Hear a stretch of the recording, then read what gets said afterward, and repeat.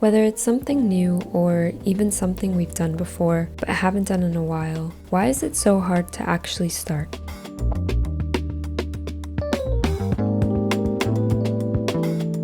In this video, I will be breaking down the art of starting. I wanted to add something to this intro, but I kind of just want to get into the video. So I will just say that this is for anyone who has ever had something that they really wanted, but all of a sudden it's been 6 months, a year, 5 years, and this dream is still just a dream. In the last few years, I have started a lot of new things, which has helped me to kind of understand the process of what it is to start something and just get really familiar with the feelings that come with it. When they do come, I'm not surprised by them because I know that it's just a part of the process, and it's just like they're just waves. It's just a roller coaster. If you can get past the really hard parts, then you'll be good and you'll achieve what you want to achieve. Anyways, I will be going into depth on what the 3 phases of the art of starting are to me. So yeah, all right, let's do it. Anything we can make, do, or have begins with an idea, a feeling, a dream, a fantasy. Lately, my art process begins with a mood board. This was the one for my last painting, and this is a process I've adopted as of pretty recently. I only started doing it this year, but I really love it. I like to put some images and objects and stick them to my table easel. This way they lay right next to my painting while I'm working on it. Then I have this main mood board that sits above my desk, which has a bunch of photos and objects that I can use in this series.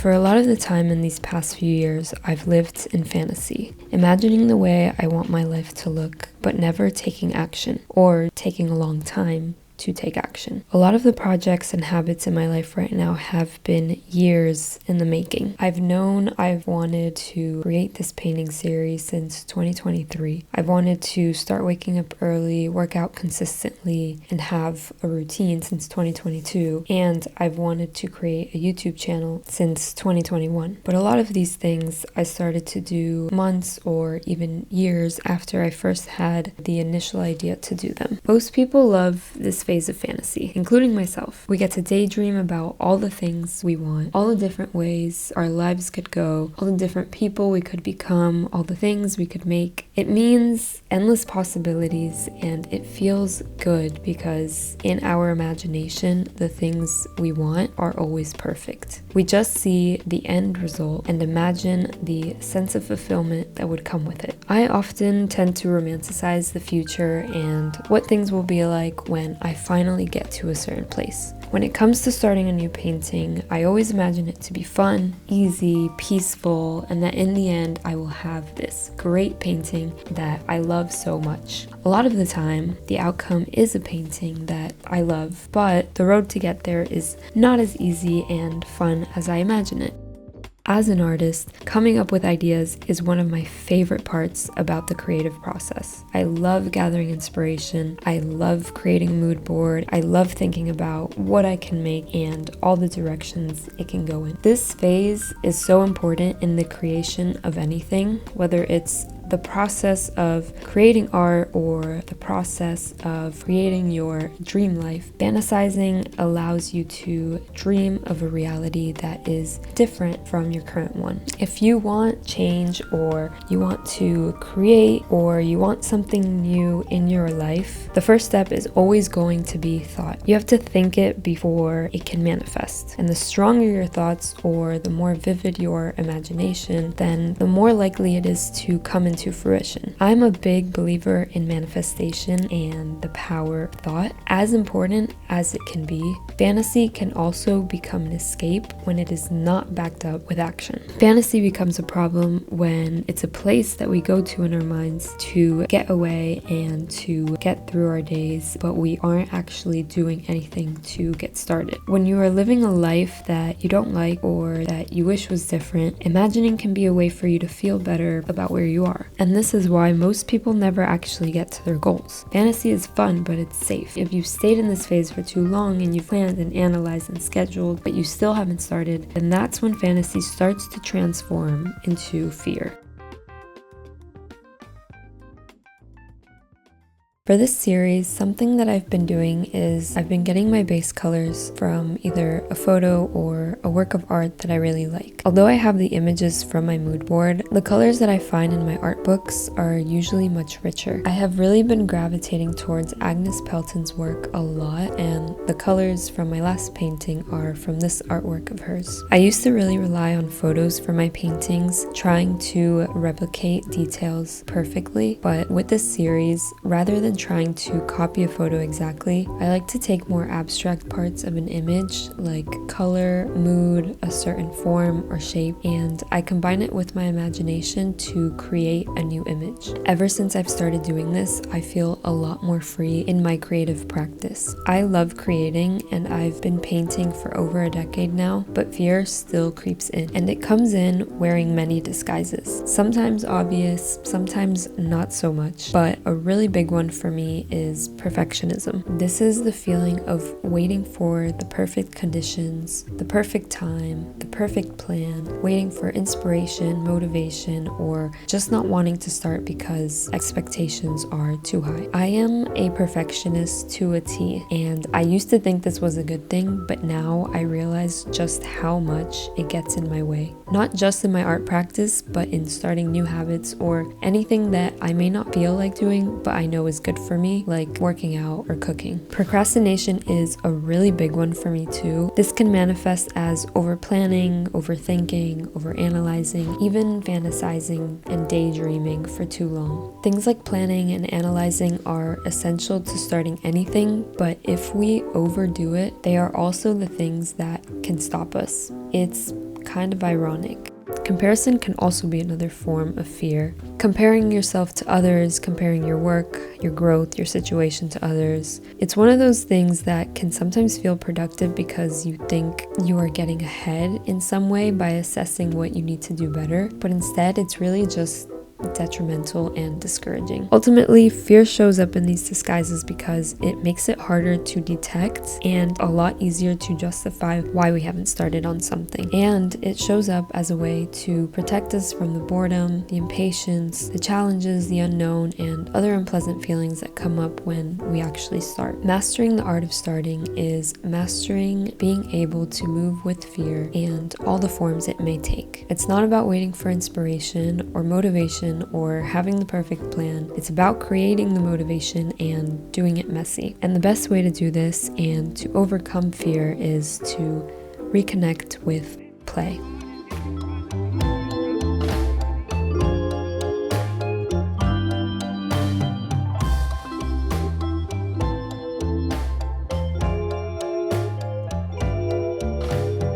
Before I start a painting, and once I have some reference images for my palette, I'll match some of the colors and then alter them as I go. Also, I'm probably the only person that still uses this kind of palette. I don't know. I feel like it's technically not professional, but I don't really care. I use acrylic paints, so this is just what works best for me. I used to really not like mixing colors, especially because I like to batch mix them. So I mix a lot of colors at once before I actually start on my painting. It's something that I've actually really grown to like, and something that I just take my time with. It's kind of like a beginning ritual to a painting now. It's a little bit tedious, and when I'm starting a painting, I really just want to get started. And mixing colors is honestly something that takes longer than it looks like. But here I have some of the reference images that I've picked out for this painting, and I'm choosing one color from them or a general color and mixing some something close enough. It doesn't really have to be a perfect match because I'm just going to adjust it to my liking anyways. So I'm just getting a rough idea of what color I want to use as a base. This painting in particular, I'm trying to go for something that feels like sand and water. So I chose this star image for sand, and I chose the other image for the water, even though it's not water. And I have a book with Agnes Pelton's painting next to it, which has similar colors. And so I'm taking all of these references and picking a color that I like while also making adjustments as needed to fit my painting.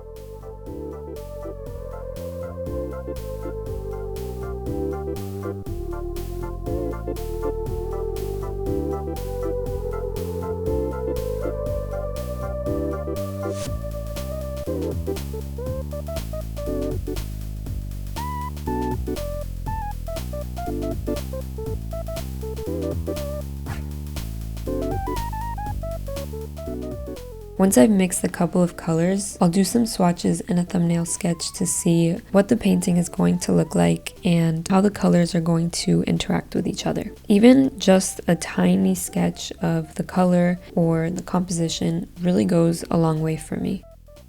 I really love a blank page. I love a blank canvas. I honestly just love starting a new painting. It is definitely the most exciting and enjoyable stage of the creative process for me. I feel like for some, the endless possibilities can feel very scary, but for me, it's exciting, especially when it comes to painting. If I am starting something new and I'm feeling afraid, something that I like to do to get over that fear is offer myself a different perspective and treat things like an experiment. If it's a new habit or new process, I tell myself that I don't have to stick to it. It doesn't have to be successful. I just have to give myself the space to try and to play. Making videos is something that's new for me.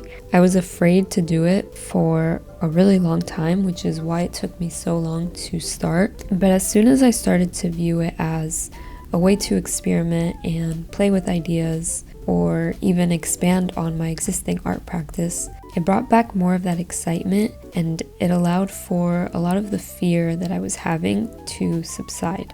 To play is to allow yourself to do something with innocence and naivety, to be present, to be excited, to enjoy the moment, to follow your natural inclination without judgment. Sometimes we can be too hard on ourselves and we can take life too seriously, even if we may not realize it. Something else that we tend to not realize is that the moments we are in joy or rest or play can actually be the most fruitful moments. The moments that give us the idea we've been waiting for, or the inspiration to move forward with something, or the energy and motivation to do the thing we've really been wanting to do. Play is important because it allows us to come back to our lives with more peace and clarity.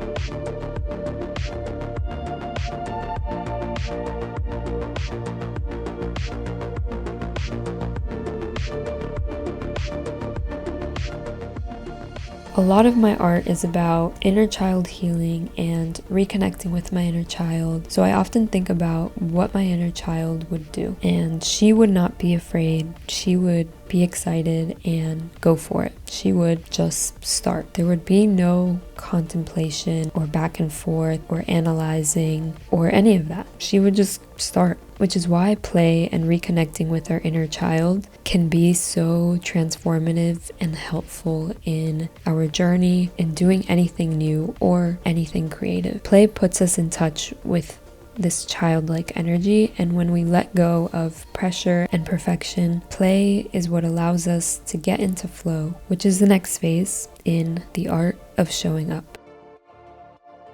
So all of that to say, just start. Sometimes it really is that simple. Try not to overcommit and put too many things on your plate. If you can just pick that one thing that you really, really want to do and just start, I promise you, you will feel so good about it. These waves of excitement and fear are totally normal at the beginning stage. Don't let the dips deceive you. It doesn't mean you should stop. It's just a part of the process. And to be honest, starting is the easiest part of any process. It's not always easy, but it is the easiest part, unfortunately. Showing up and finishing require more work and commitment. So if you want to understand the art of showing up and how to finish things, those will be the next 2 videos. Hope to see you there. Okay, bye.